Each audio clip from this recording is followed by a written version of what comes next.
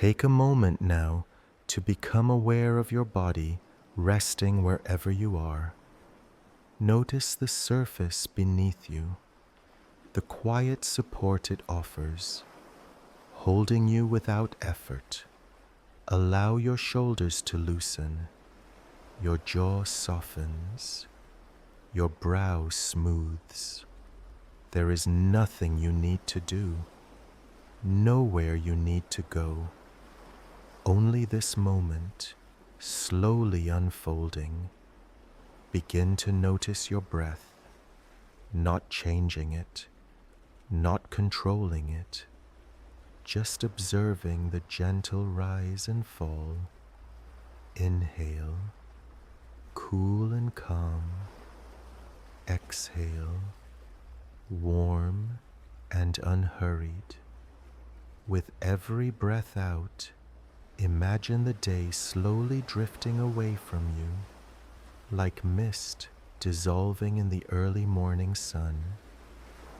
Now, as your breathing settles into an easy rhythm, imagine time itself beginning to soften.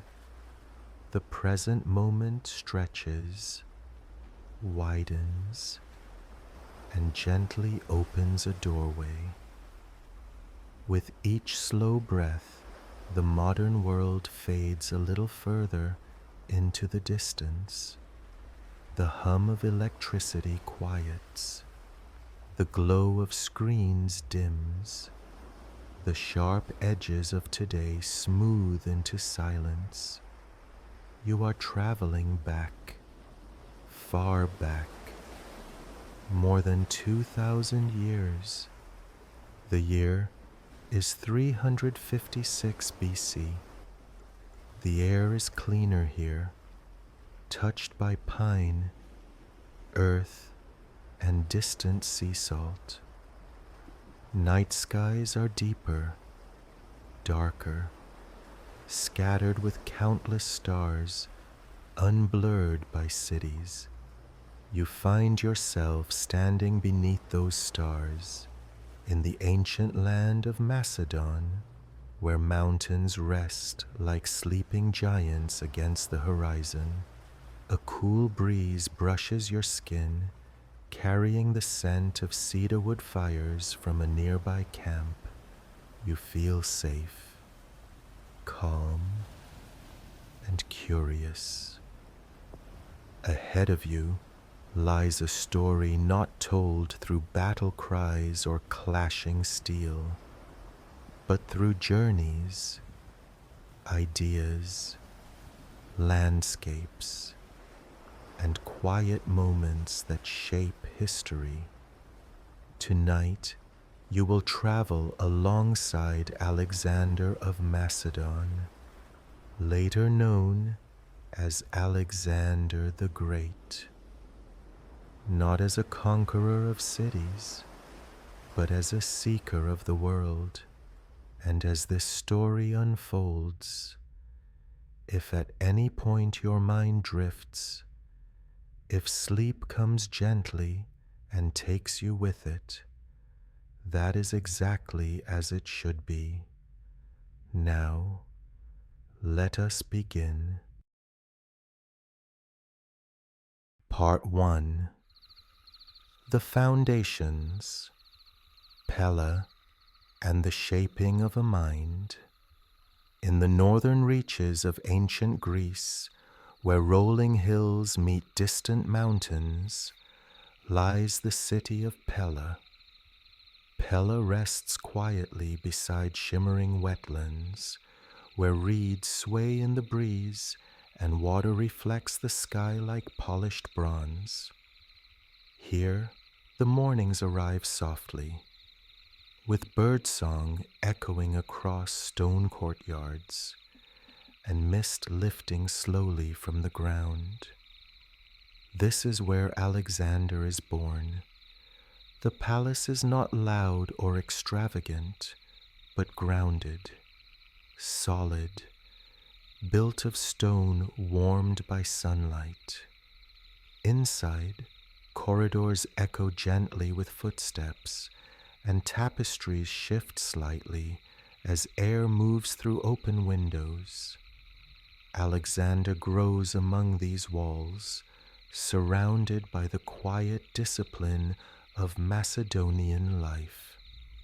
From an early age, his world is shaped by stories. Stories of heroes who crossed oceans, of Achilles beneath the walls of Troy, of gods who walked among mortals. At night, oil lamps flicker softly, casting golden light on carved pillars, while voices speak of honor, curiosity, and the vastness of the unknown. Outside the palace, the land rises into mountains, their slopes dark with pine and oak. Alexander rides beneath them as a child, feeling the steady rhythm of hooves beneath him, the wind brushing his face, the scent of crushed grass rising with every step. It is here that he meets Bucephalus.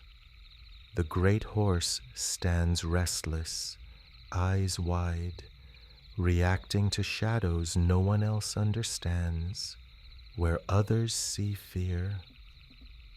Alexander sees perception. He turns the horse toward the sun, toward the light, where shadows fall away. The moment is quiet, almost sacred.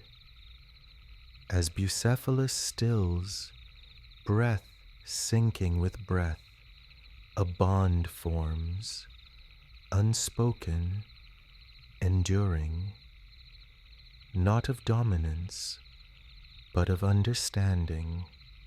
From that day on, the two move as one, across fields, through valleys, beneath open skies. Yet Alexander's education is not only of body, but of mind. Soon, a man arrives whose presence changes everything. Aristotle. The philosopher's voice is calm, measured, like water flowing over smooth stone.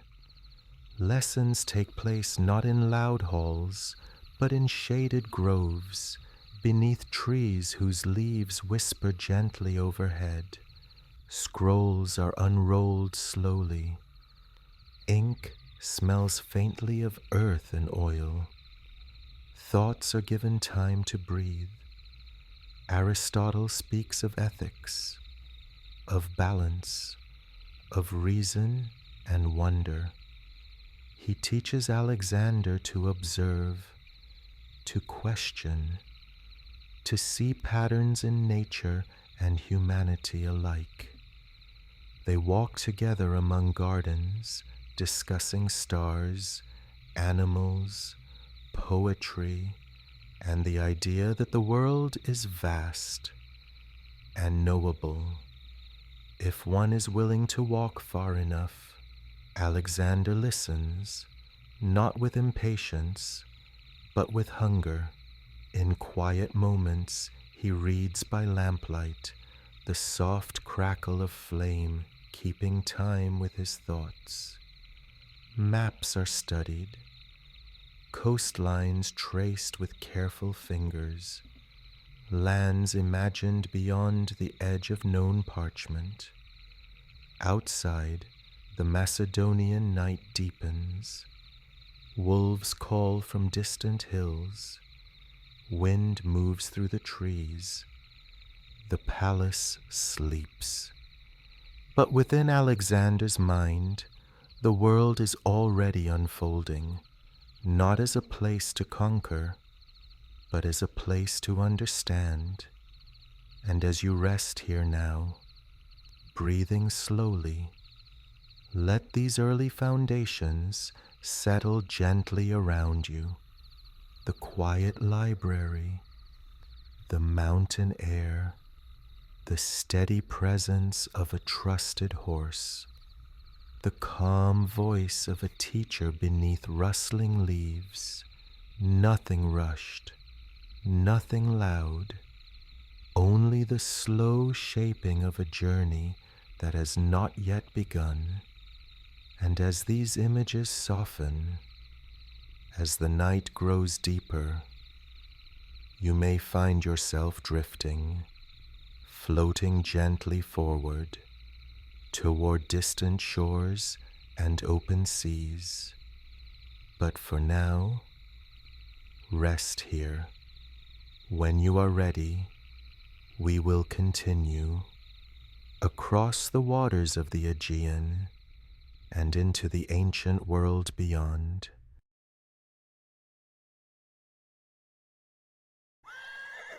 Part 2. The Crossing, Water, Memory, and the Whisper of Troy, Dawn, arrives gently along the coast of the Aegean Sea. There is no sudden brightness here, only a gradual lightening of the horizon, where deep indigo softens into pale blue and then into silver.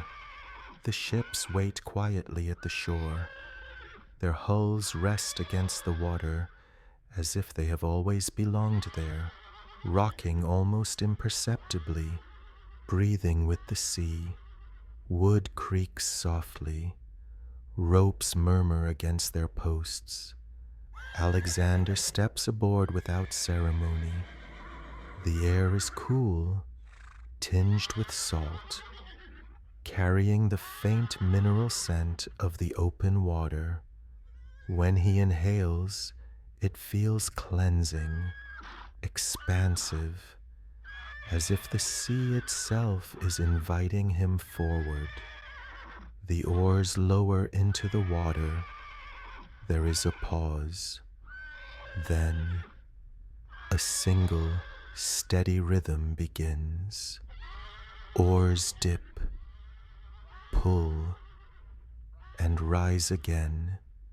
The sound is hypnotic.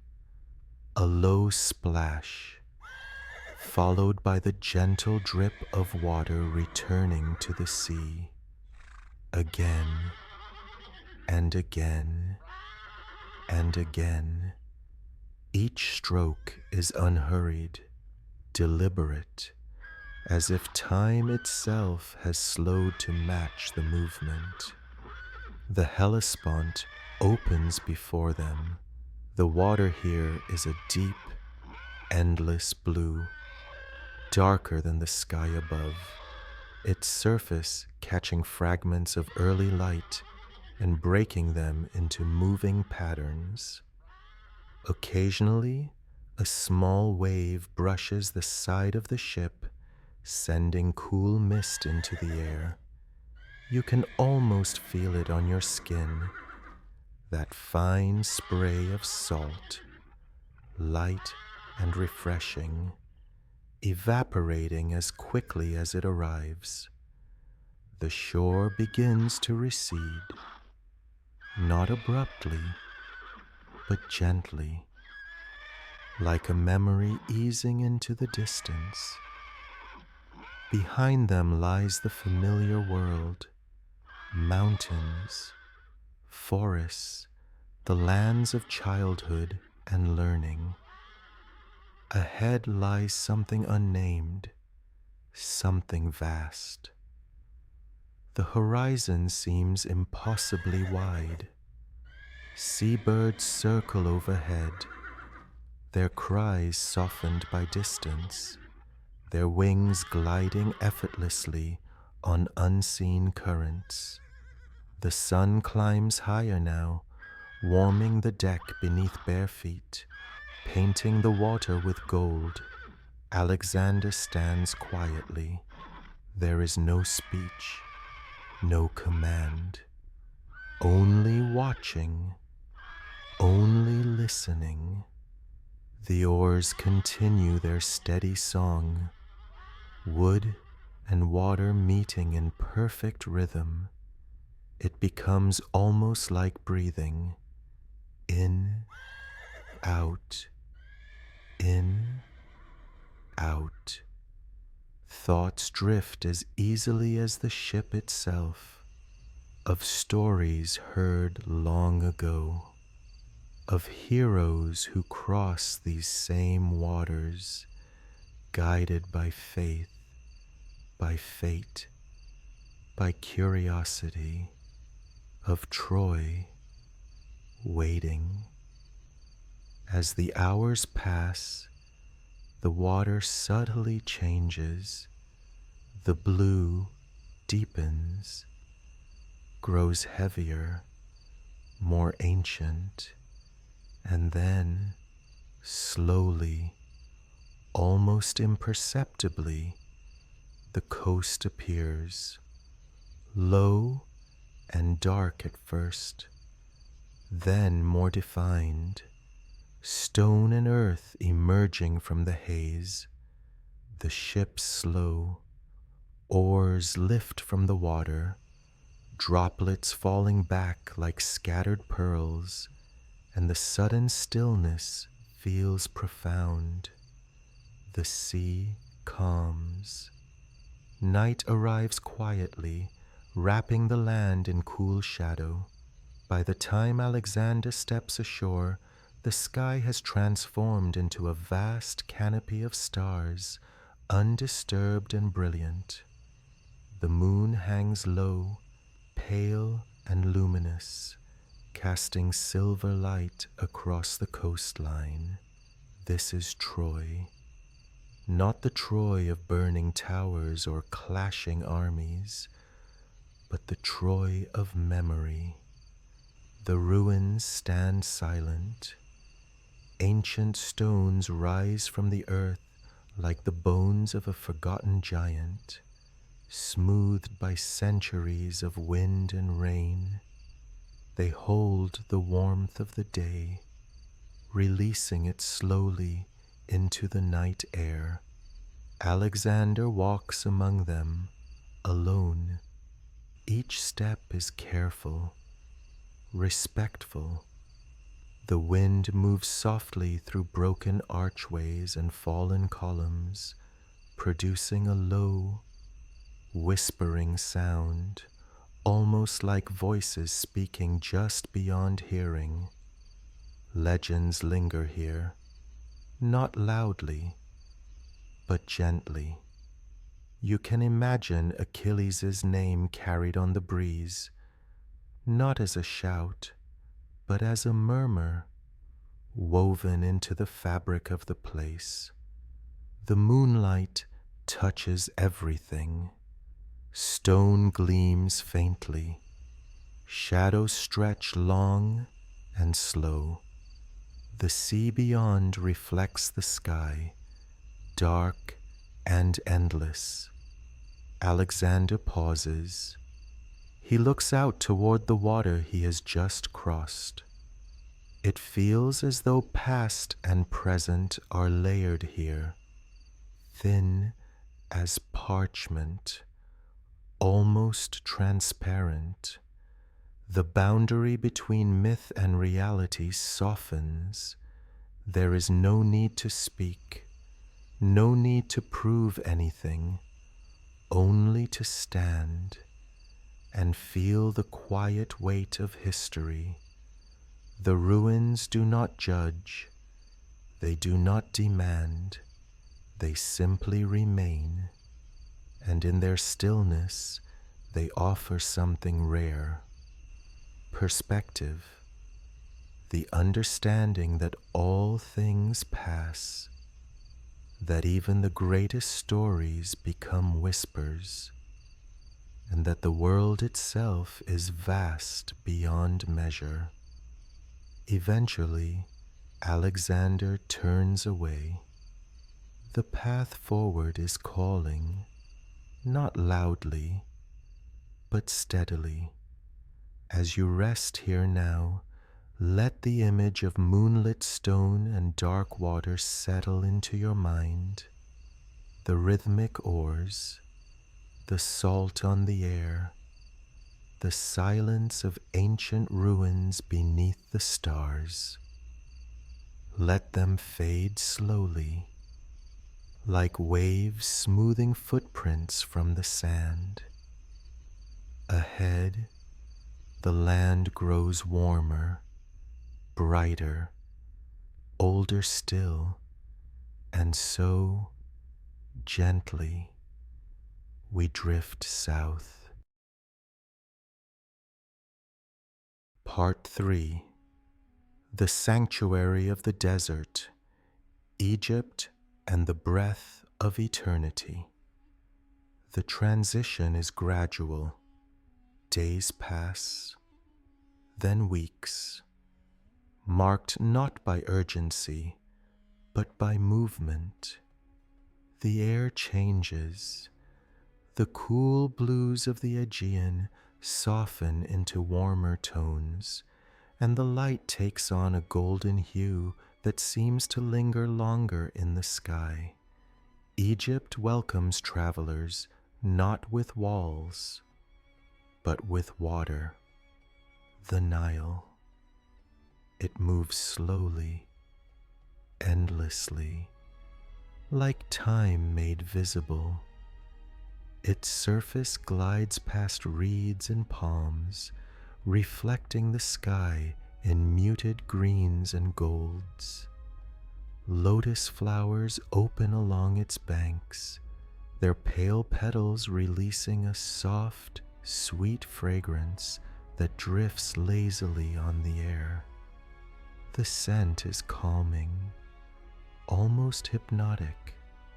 It mixes with warm earth, with water, with life itself. The sun rises higher here, but it does not feel harsh. Instead, it wraps the land in warmth, steady and constant, before gradually yielding to evenings painted in deep violet and amber. Villages rest along the river like quiet thoughts. Stone temples rise from the land with an ease that feels timeless, their columns catching the light, their carvings worn smooth by centuries of touch and wind. Everything here moves to a slower rhythm. The Nile flows, crops grow, stars return night after night in perfect order. Alexander observes. He does not hurry. There is something about Egypt that invites stillness. As the days unfold, a new journey begins, away from the river, into the desert. The land stretches outward, flattening, drying, becoming quieter with every step. Green fades into gold, gold fades into pale sand. The desert is vast, not empty, but spacious. Dunes rise and fall like frozen waves, their edges softened by wind. Footsteps press into the sand with a gentle crunch, a sound so subtle it feels almost private. Above, the sky is enormous. During the day, it burns blue and endless. At night, it transforms into a field of stars so dense it feels as though the universe itself has drawn closer, traveling through the desert strips, everything down to essentials: breath, movement, awareness. Thoughts slow here, the mind quiets. There is nothing to distract, nothing to interrupt the steady passage of time. Eventually, far from river and city, a miracle appears. Green.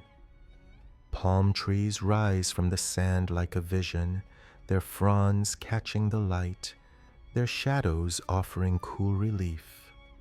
Water glimmers beneath them, reflecting the sky in still pools.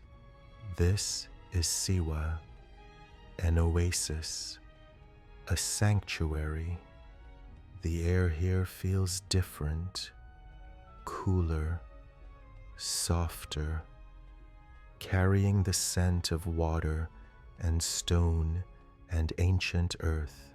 Even the sound changes, voices lower, movements quieter, as if everyone instinctively understands that this place exists beyond ordinary time.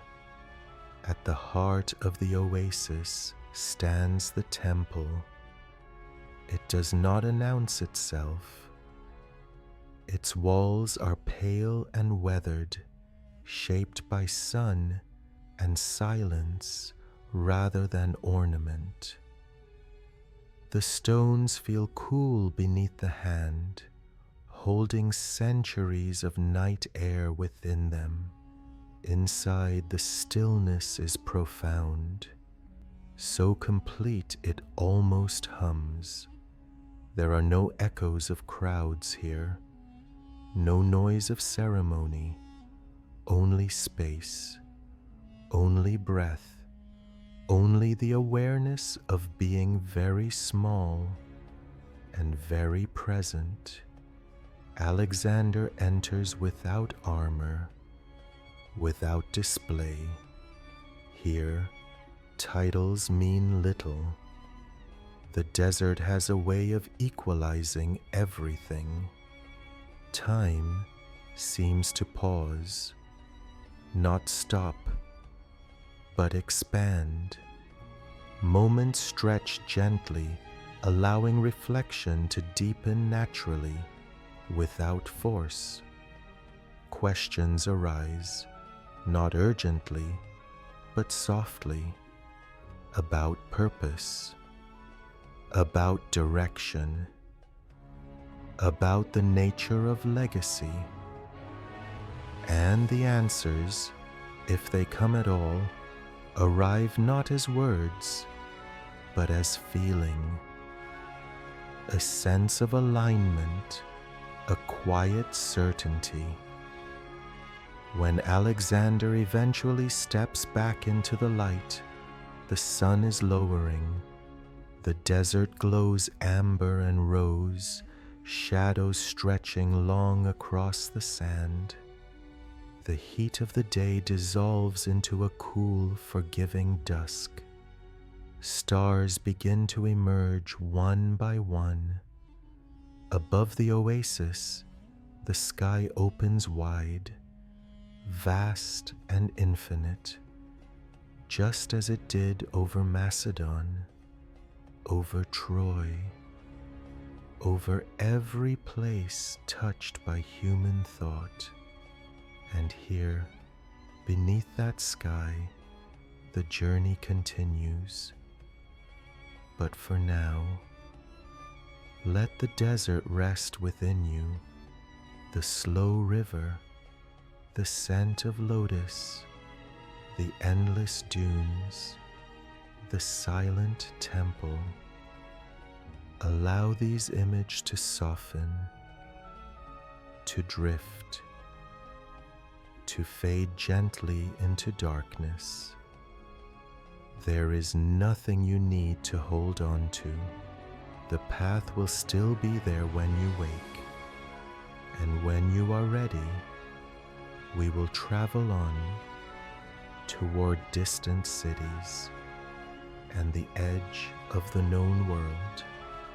Take a slow breath, and as you exhale, allow the world of sand and stone to soften once more. The journey continues, not forward in haste, but onward the way rivers move, naturally, inevitably, gently. Part 4. The Edge of the World. Rain, Rivers, and the quiet, turning home. The land begins to change almost without notice. Dry air grows heavier. The light softens, diffused through high, drifting clouds. Gold and ochre give way to deep green. At first, it is subtle, a different scent on the wind. Moist earth instead of dust. Leaves instead of stone. Then, slowly, unmistakably, the world opens into India. The air is warm here, enveloping, alive. And then the rain begins. Not suddenly, not violently, but steadily. A gentle monsoon rain, falling in patient rhythm, as though the sky itself has learned how to breathe. Droplets touch broad leaves with a soft, rounded sound. Tap, tap, tap. The leaves respond, bending slightly, guiding the water downward in silver trails. The rain gathers, drips, releases. Everything listens. The ground darkens, absorbing the water eagerly. The scent of green deepens, fresh, clean, endlessly soothing. The jungle hums quietly beneath the rain. Insects rest. Birds tuck their wings close. The world slows. Alexander moves through this landscape not as a conqueror, but as a traveler at the far edge of experience. Tall trees rise like pillars, their canopies weaving a living roof overhead. Vines sway gently, water beads on skin and hair, warm and comforting rather than cold. The rain does not rush. It continues at its own pace, steady and reassuring, as though it could fall forever. And then the land opens. Before you stretches the Indus River, wide, powerful, ancient. At dawn, mist rises slowly from its surface, curling upward like breath on a cool morning. The water moves with deep confidence, neither hurried nor hesitant, carrying reflections of pale sky and drifting clouds. Standing beside it, one feels small and calm. The river does not argue with the land. It does not force itself. It simply flows.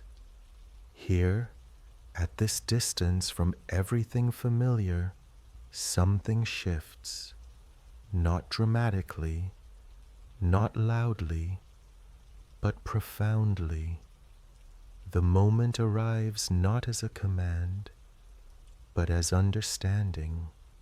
The men, tired, weathered, devoted, speak not of fear, but of home, of olive trees, of cool streams, of familiar skies. Their longing is gentle, honest, human. Alexander listens, and in listening, he recognizes something deeper than ambition, acceptance. There is no anger here, no disappointment, only peace. The knowledge that even the greatest journeys have a natural arc, that every river must eventually turn toward the sea. The decision to turn back is quiet, almost tender, and with it comes a strange relief, a soft exhale after a very long breath held. The return begins, not as retreat, but as reflection. The path winds through mountains where air thins and cools, carrying the scent of stone and pine. Footsteps echo softly along narrow trails. The sound of rain fades into wind, then into silence. Coastal roads follow the curve of the sea, where waves murmur endlessly against the shore, their voices familiar and comforting. Days stretch into months. The pace is slower now. Thoughts wander. Memories surface gently. The library at Pella, moonlit Troy, the stillness of the desert temple. Everything blends together, like colors bleeding softly into one another. Eventually, the road leads back to Babylon. Babylon at night.